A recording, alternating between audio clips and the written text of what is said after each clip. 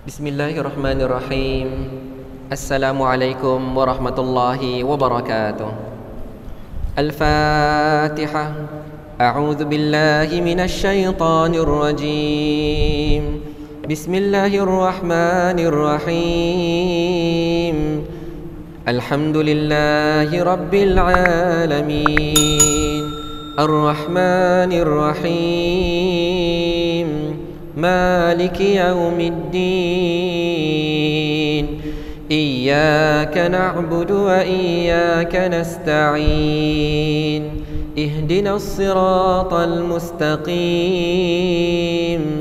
صراط الذين أنعمت عليهم غير المغضوب عليهم ولا الضالين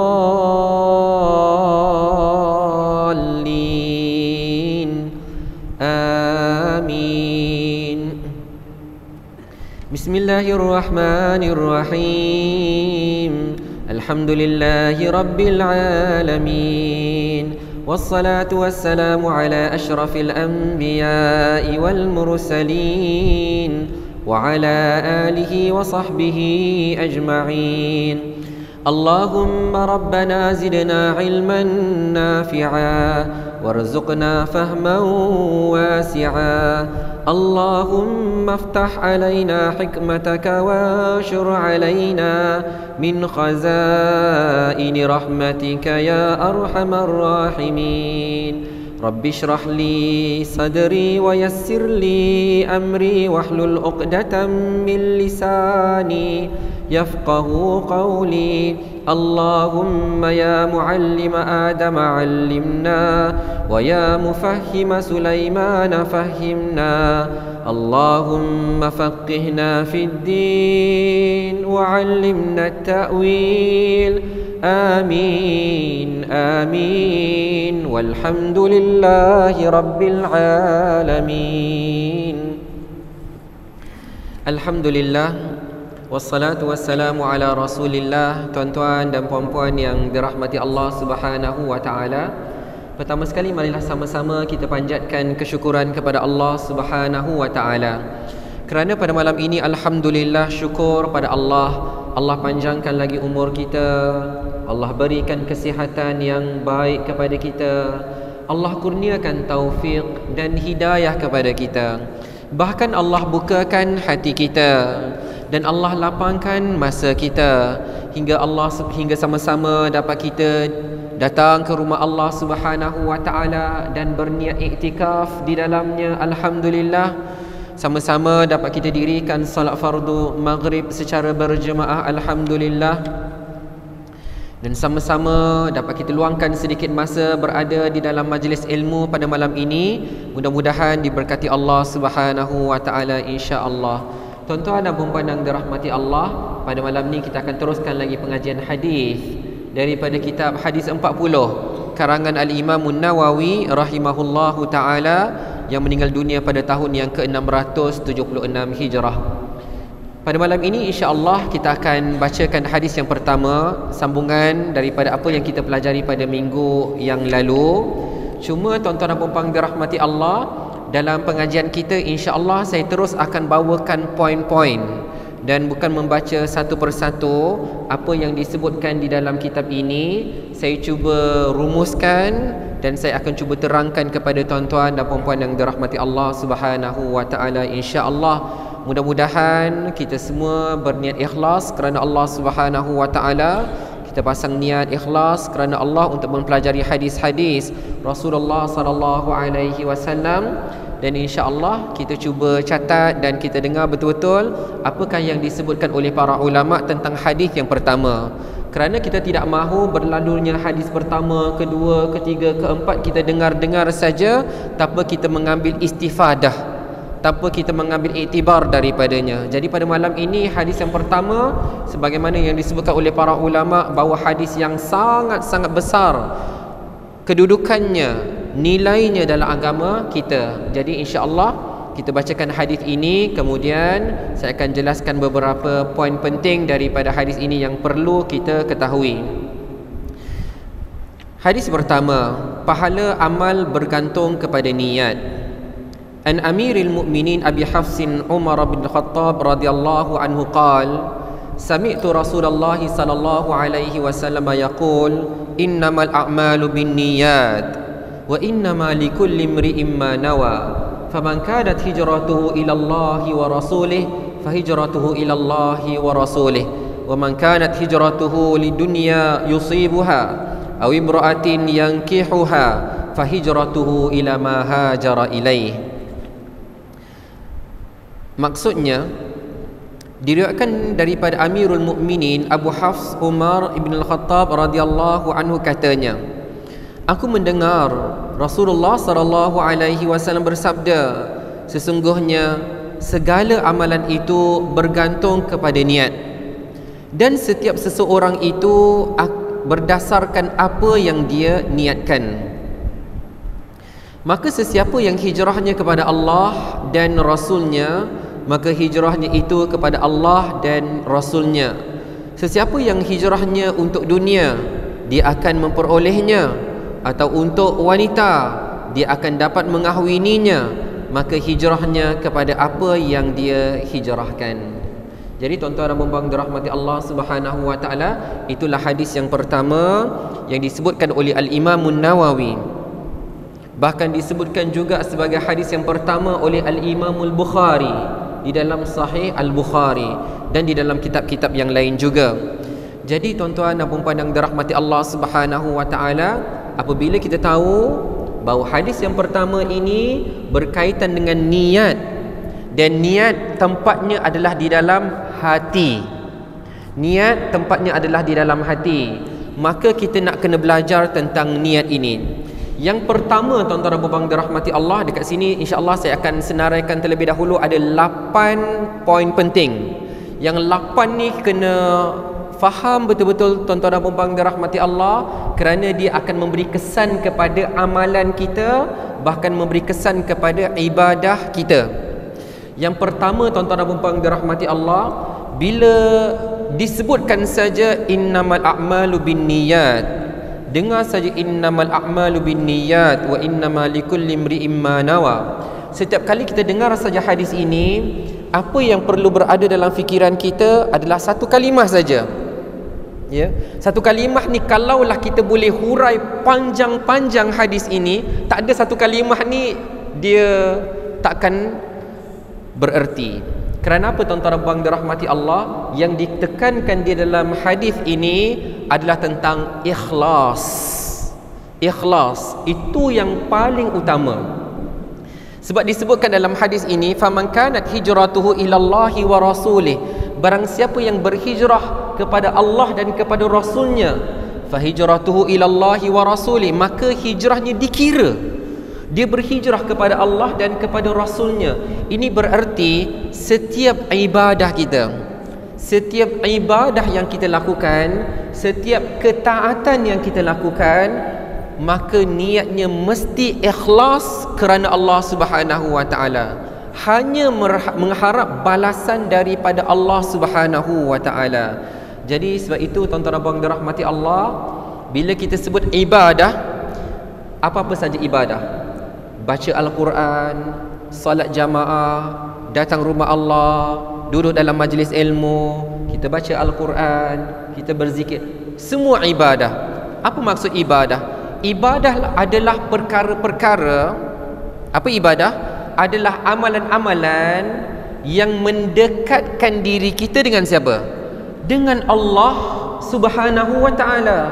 Itu adalah ibadah. Kita buat amalan untuk mendekatkan diri kita kepada Allah. Semakin banyak ibadah kita, semakin dekat diri kita dengan Allah, dengan syarat niatnya ikhlas. Tetapi tuan-tuan dan puan-puan dirahmati Allah, kalau kita baca Al-Quran, contoh, kita baca Al-Quran supaya orang semua dengar, orang semua suka, orang semua puji, dan itu yang kita nak. Adakah kita baca Al-Quran kerana nak dekatkan diri kepada Allah, ataupun kita nak dekatkan manusia dengan kita? Jadi kena bezakan tuan-tuan dan puan dirahmati Allah. Sama juga tuan-tuan, ya, kalau kita datang ke rumah Allah Subhanahu Wa Taala supaya kita nampak baik, kan, supaya orang nampaklah kita ni rajin pergi masjid. Adakah niat kita sama dengan kita lakukannya untuk dekatkan diri kita kepada Allah, ataupun kita mahu sanjungan daripada manusia? Beza sekali tuan-tuan dan puan-puan dirahmati Allah. Maka sebab itu bila disebutkan hadis ini, innamal a'malu binniyat, setiap amalan tu bergantung kepada niatnya. Maka niat kita tak boleh ada makhluk dalam niat kita, tidak boleh kerana nanti minta-mintalah dia supaya orang kata, supaya ini. Tak. Bila ibadah saja, maka niatnya saya nak dekatkan diri saya kepada Allah Subhanahu Wa Taala. Itu yang disebutkan wajhullah, ya. Sebagaimana disebutkan dalam surah Al-Insan, bila mana penghuni-penghuni syurga masuk ke dalam syurga, mereka menikmati apa yang ada dalam syurga. Allah Subhanahu Wa Taala sebutkan salah satu di antara amalan mereka adalah mereka memberi makan kepada orang miskin, kepada anak yatim, kepada tawanan-tawanan perang. Lalu apa yang penghuni syurga kata? Penghuni syurga kata, innama nut'imukum liwajhillah. Kami dulu di dunia kami bagi makan liwajhillah, hanya kerana Allah. La nuridu minkum jazaa. Kami tak fikir balasan, kami tak minta balasan. Tak ada kaitan supaya orang kata inilah, supaya orang kata itulah. Tak. Kita hanya bagi makan hanya kerana Allah, dan itulah yang menyebabkan mereka masuk ke dalam syurga Allah. La nuridu minkum jazaa. Kami tak minta daripada kamu balasan, wala syukura. Bahkan kami tak minta pun daripada kamu terima kasih pun kami tak minta, ya. Jadi tuan-tuan dan puan dirahmati Allah Subhanahu Wa Taala, sebab tu setiap kali kita nak beribadah kepada Allah, dekatkan diri kita kepada Allah, kita belajar ilmu, kita duduk dalam majlis ilmu, kita datang rumah Allah Subhanahu Wa Taala, tujuannya kita nak dekatkan diri kita kepada Allah Subhanahu Wa Taala, bukan kerana yang lainnya. Nak dekatkan diri kita kepada Allah. Allah sayang kita, Allah redha pada kita, Allah masukkan kita ke dalam syurga, Allah himpunkan kita di dalam syurga Firdaus. Semuanya Allah. Tak ada niat yang lain tuan-tuan dan puan-puan dirahmati Allah. Maka itu yang pertama, ya. Bila kita dengar je hadis innamal a'malu binniyat, ceritanya tentang ikhlas, ceritanya tentang Allah, bukan kerana yang lain, ya. Kemudian yang kedua tuan-tuan dan puan-puan dirahmati Allah, kenapalah hadis ni duduk nombor satu? Kenapa dia yang pertama sekali? Kerana ia adalah salah satu daripada dua syarat diterima amalan, sebagaimana yang disebutkan juga di dalam kitab ini daripada Al-Qadhi Iyad rahimahullahu ta'ala, bahawa bila mana Allah Subhanahu Wa Ta'ala berfirman, alladhi khalaqal maut, Al-Fudail bin Iyad, daripada Imam Al-Fudail bin Iyad, pada ayat alladhi khalaqal mauta wal hayata liyabluwakum ayyukum ahsanu amala. Ya, Allah Subhanahu Wa Ta'ala yang menjadikan kematian dan kehidupan untuk menguji kamu, siapa di antara kamu yang mempunyai amalan yang paling baik. Jadi ditafsirkan paling baik itu apa? Ada dua, yang paling ikhlas dan paling benar. Yang paling akhlasahu wa aswabahu, yang paling ikhlas dan yang paling benar. Jadi tuan-tuan dan puan dirahmati Allah, amalan kita akan jadi amalan yang terbaik apabila niat kita memang hanya kerana Allah dan bukan kerana lainnya. Dan bila dikatakan yang benar, yang tepat itu apabila kita lakukan amalan dengan cara yang ditunjuk oleh Rasulullah sallallahu alaihi wasallam. Nak buat contoh mudah saja tuan-tuan dan puan dirahmati Allah. Contohnya solat, ya, solat. Ada orang solat di awal waktu dan ada orang solat di akhir waktu. Dua-duanya ikhlas. Tapi mana yang lebih ahsanu amala? Mana yang lebih baik? Dan tentulah yang di awal waktu, kerana itu sama dengan perbuatan Rasulullah sallallahu alaihi wasallam. Okey, jadi dia kena ikhlas dan yang paling tepat dengan cara Rasulullah sallallahu alaihi wasallam. Adapun dia melakukan solat pada awal waktu, tapi niatnya bukan ikhlas, ya. Contohlah dia nak menunjuk kepada orang lain, seperti orang-orang munafik di Madinah Al-Munawwar. Orang-orang munafik solat bersama dengan para sahabat. Bukankah para sahabat solat di masjid di awal waktu? Mereka pun solat sekali. Tapi tuan-tuan abang dirahmati Allah, mereka solat itu qamu kusala yuraunan nas. Mereka solat dalam keadaan yang malas, hanya untuk nunjuk-nunjuk kepada orang lain, tunjuk-tunjuk kepada orang beriman, kami pun beriman juga, kami pun solat juga. Padahal mereka munafik. Mereka solat di awal waktu, tapi niat mereka tidak ikhlas, ditolak juga, ya.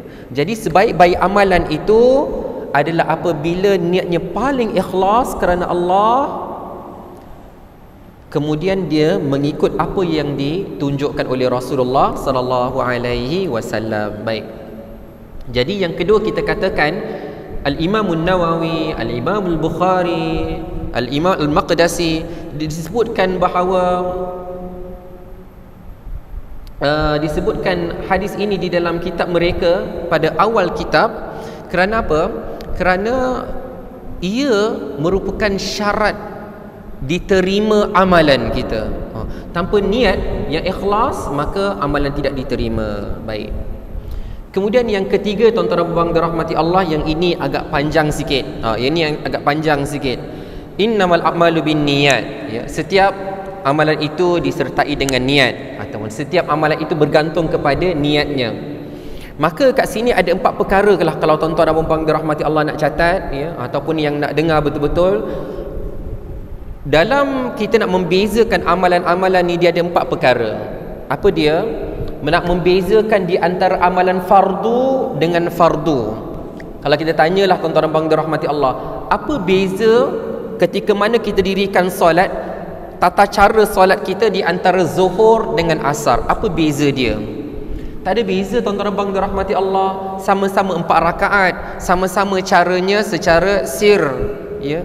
Mungkin bezalah maghrib, asar dengan isyak bezalah, sebab asar dibaca sir perlahan, isyak baca kuat. Jadi memanglah dapat beza. Tapi tuan-tuan dan puan dirahmati Allah, macam apa yang membezakan antara zuhur dengan asar? Yang membezakan antara solat zuhur dengan solat asar adalah pada niatnya. Bila kita niat untuk solat zuhur, maka solat yang sama, yang 4 rakaat, yang setiap rukunnya sama, pergerakannya sama, hanya dibezakan dengan niat. Jadi nak bezakan antara solat fardu zuhur dengan solat fardu asar adalah pada niatnya.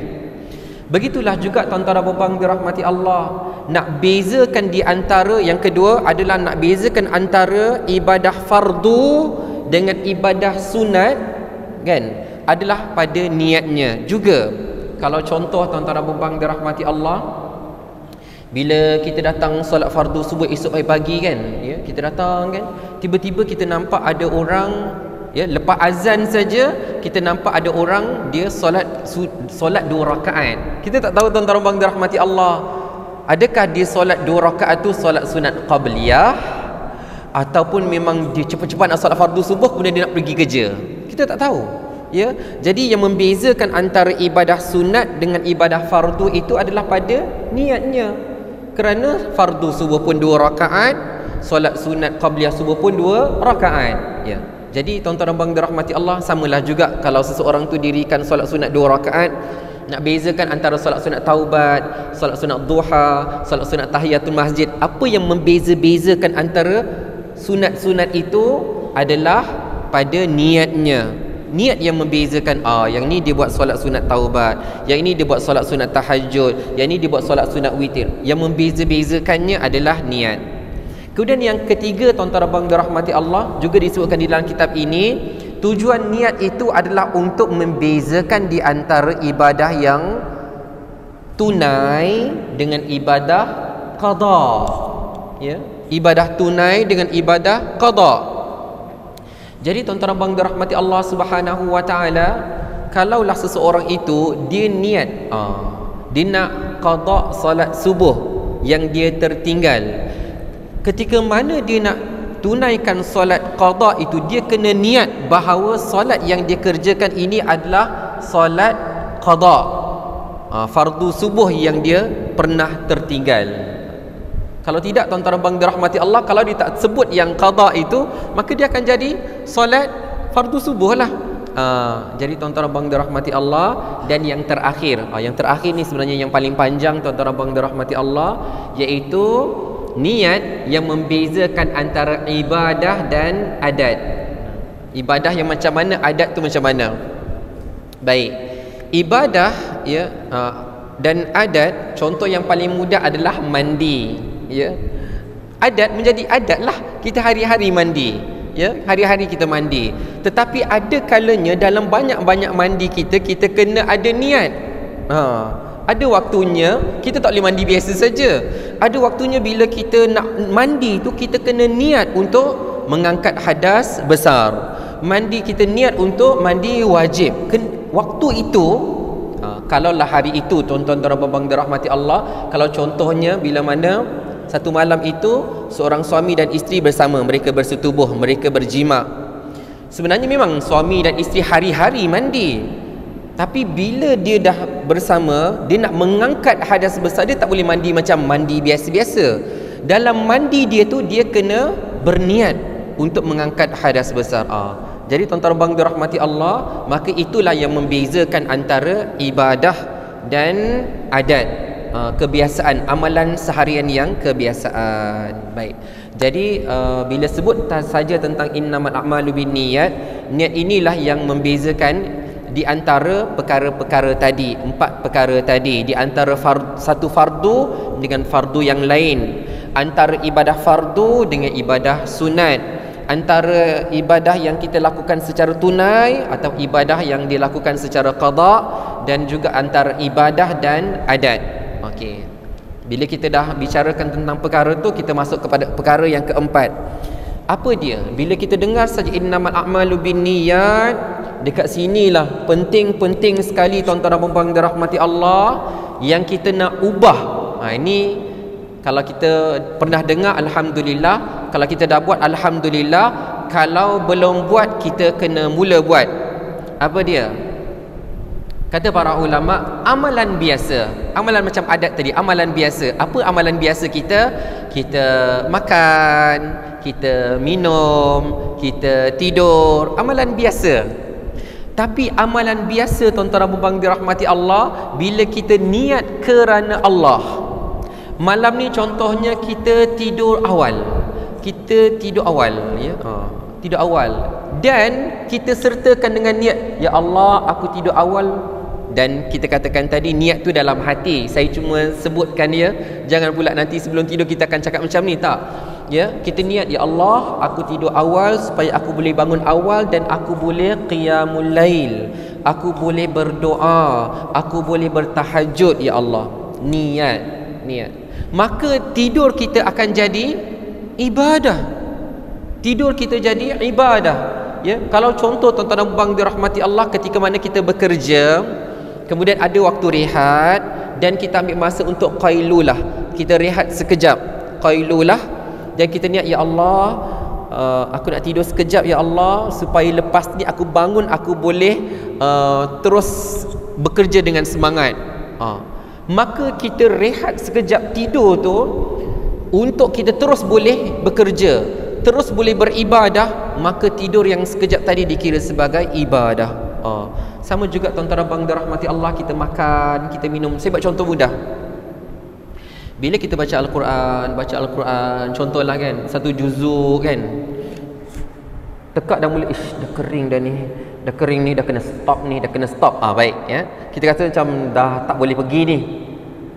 Tapi kita fikir, kalaulah kita minum air satu gelas, ya, kita minum air satu gelas, kemudian boleh hilangkan haus kita boleh terus baca Al-Quran lagi satu juz, contoh. Maka kita kata, saya minum dulu, supaya dengan saya minum ni saya boleh terus baca Al-Quran. Minum tu saja ibadah, ya, kerana minum tu dia menjadi wasilah, ya, untuk kita terus beribadah kepada Allah Subhanahu wa ta'ala. Macam itulah juga makan pun sama. Bila kita dah tak larat, dah lembik dah, tuan-tuan abang, tak larat nak buat apa dah, lapar sangat, ya, kata, ya Allah, aku nak makan, ya Allah, supaya dengan aku makan nanti aku jadi kuat balik, aku boleh terus bekerja balik, aku terus ibadah. maka makan tu, walaupun makan tu amalan biasa, tapi dia boleh jadi ibadah, dia dapat pahala di sisi Allah Subhanahu wa ta'ala. Jadi kena faham betul-betul yang nombor 4 ni. Jadi amalan-amalan biasa bila dicantumkan dengan niat yang baik, maka dia jadi ibadah. Ya, jadi kalaulah selama-lama ni tuan-tuan dan puan dirahmati Allah, kita nak tidur, tidurlah.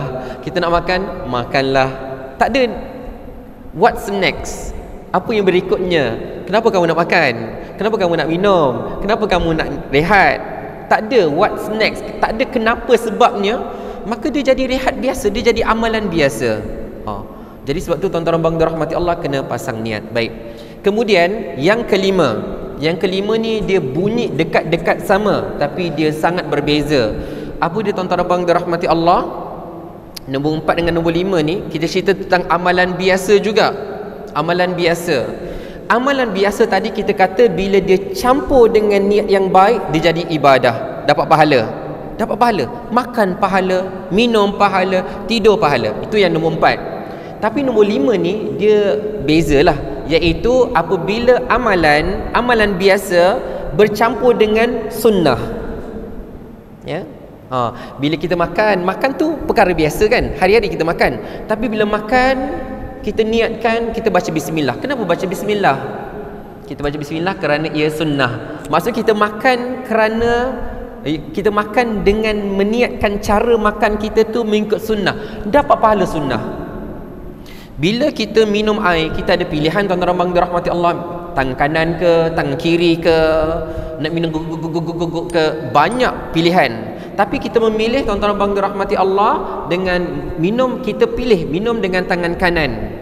Minum dengan bismillah, dengan satu hirup, kemudian mengucapkan alhamdulillah. Contoh exactly sama macam Rasulullah sallallahu alaihi wasallam, amalan minum yang biasa jadi ibadah.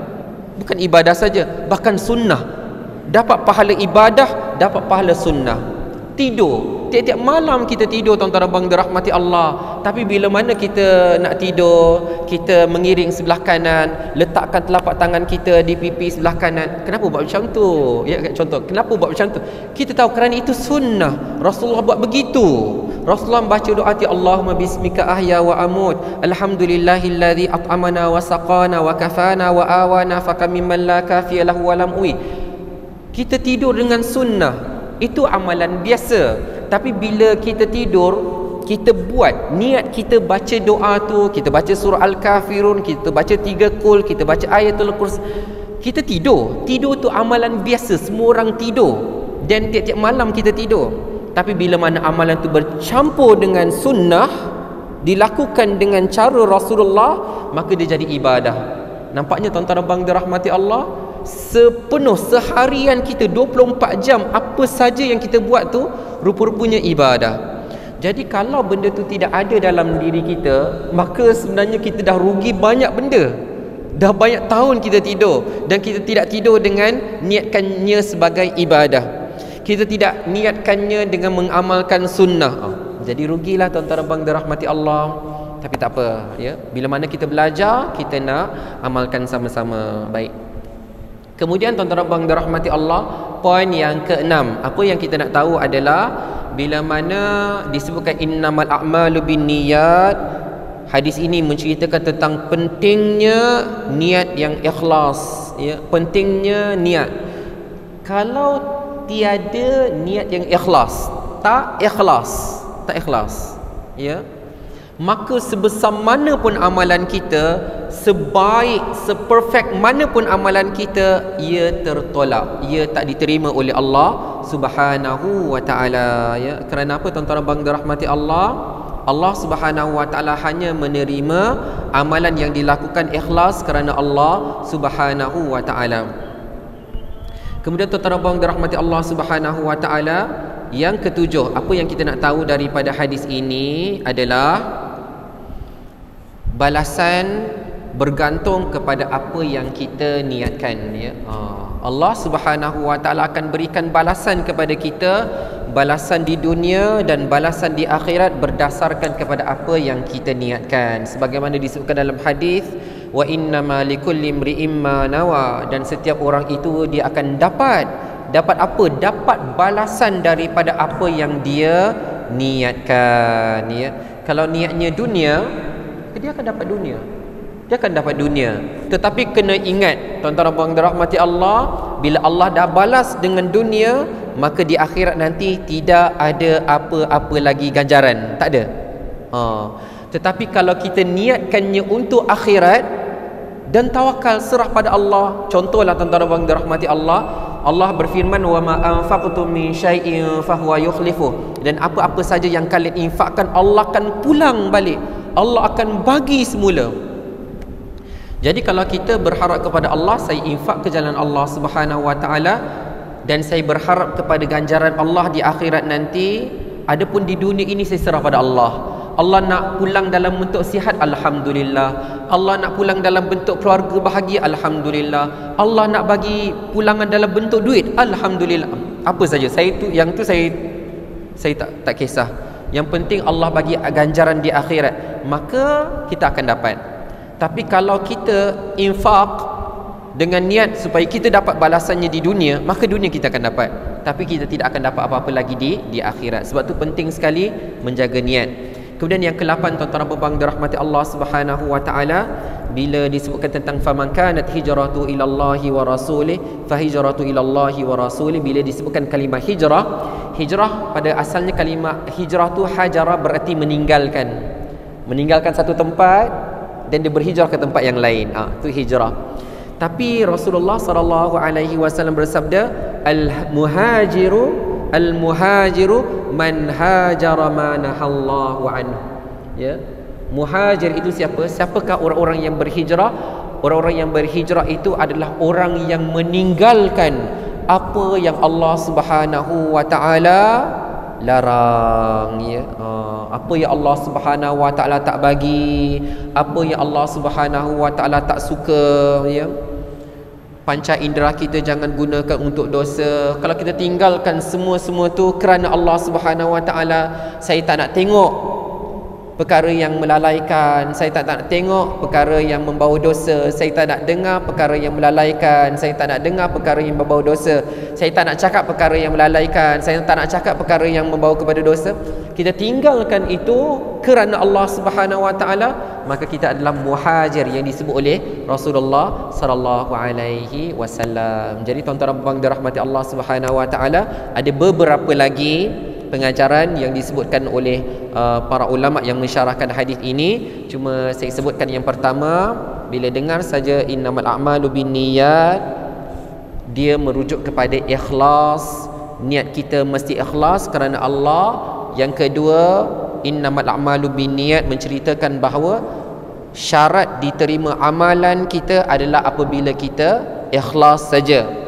Yang ketiga, hadis ini juga membezakan antara ibadah dengan adat, dan ibadah dengan ibadah fardu dengan fardu dengan sunat dengan sunat, tunai dan qada, ibadah dan adat.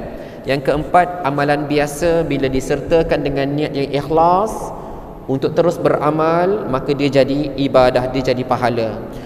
Kemudian yang kelima, amalan biasa makan, minum, tidur, apabila bercampur dengan sunnah, maka dia menjadi ibadah, kita dapat pahala. Kemudian amalan yang tidak ikhlas tidak akan diterima oleh Allah. Yang ketujuh, balasan bergantung kepada apa yang kita niatkan. Kalau kita niatkan balasan yang baik, maka kita akan dapat yang baik. Kalau kita niatkan yang buruk, maka kita akan dapat yang buruk. Dan yang terakhir untuk malam ini, orang yang betul-betul berhijrah adalah apabila dia meninggalkan apa yang dilarang oleh Allah Subhanahu wa taala. Yang baik itu datang daripada Allah Subhanahu wa taala, yang salah dan silap daripada kelemahan diri saya sendiri. Saya mohon ampun daripada Allah, dan saya mohon kemaafan daripada tuan-tuan dan puan-puan yang dirahmati Allah. Wa barakallahu fikum wa jazakumullahu khairan katsira. Terima kasih pada semua yang hadir dalam majlis ilmu pada malam ni, dan semua yang menonton secara live daripada Facebook. Mudah-mudahan diberkati Allah Subhanahu wa taala. Kita akhiri kuliah kita dengan tasbih kafarah dan suratul Asr. بسم الله الرحمن الرحيم والعصر إن الإنسان لفي خسر إلا الذين آمنوا وعملوا الصالحات وتواصوا بالحق وتواصوا بالصبر سبحانك اللهم وبحمدك أشهد أن لا إله إلا أنت أستغفرك وأتوب إليك بسم الله الرحمن الرحيم الحمد لله رب العالمين والصلاة والسلام على أشرف الأنبياء والمرسلين وعلى آله وصحبه أجمعين اللهم إنا نسألك علما نافعا ورزقا طيبا وعملا متقبلا Ya Allah, ya Tuhan kami, berkatilah ilmu yang Kau berikan kepada kami, ya Allah.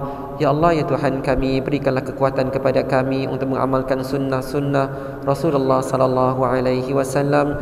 Ya Allah, ya Tuhan kami, limpahkanlah perasaan cinta dan sayang dalam diri kami terhadap baginda sallallahu alaihi wasallam. Ya Allah, ya Tuhan kami, jadikanlah kami umat baginda yang layak menerima syafaat daripada Nabi Muhammad sallallahu alaihi wasallam. Rabbana atina fid dunya hasanah wa fil akhirati hasanatan wa qina adzaban nar. Wa sallallahu ala sayyidina Muhammadin wa ala alihi wa sahbihi wa sallam. Walhamdulillahi rabbil alamin. Wa barakallahu fikum. Wassalamu alaikum warahmatullahi wabarakatuh.